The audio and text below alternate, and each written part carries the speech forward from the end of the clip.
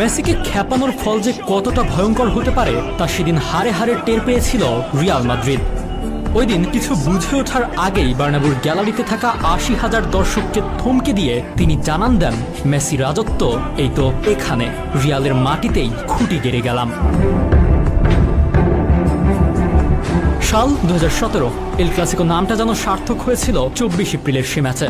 কি ছিল না তাতে? আক্রমণ, পাল্টা আক্রমণ, গোল, পাল্টা গোল।